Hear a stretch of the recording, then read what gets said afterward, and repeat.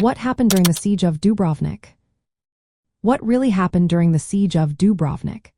This event is a significant chapter in the history of Southeast Europe. It took place during the Croatian War of Independence in the early 1990s.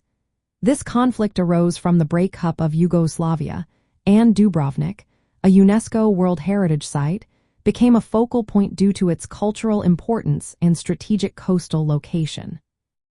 Historically, Dubrovnik has faced sieges for centuries. For example, in the 9th century, it endured a 15-month siege by Arab forces until Byzantine troops intervened. Fast forward to 1991, Croatia declared independence from Yugoslavia. This declaration led to resistance from the Serb-dominated Yugoslav People's Army, which saw Dubrovnik as a target to undermine Croatian sovereignty. On October 1, 1991, the Yugoslav People's Army, with support from Montenegrin leadership, blockaded and shelled the city. The most intense attack occurred on December 6, resulting in the tragic deaths of 19 civilians and injuries to 60 more. Over the course of 7 months, artillery fire caused extensive damage, affecting 56% of the city's buildings.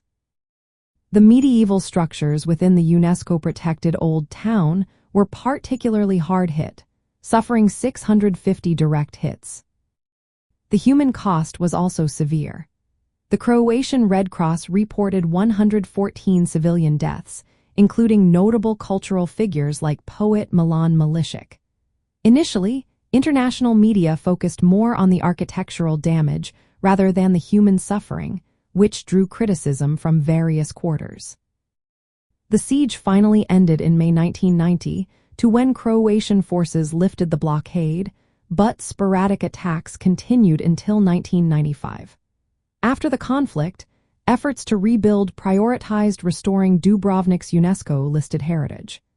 This restoration became a symbol of resilience in Southeast Europe.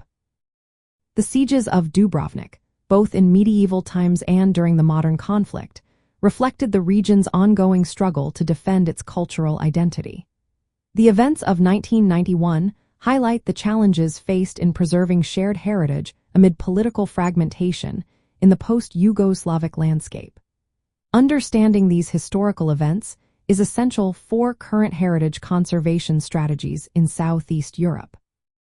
They emphasize how communities work to rebuild after conflict while maintaining their historical continuity.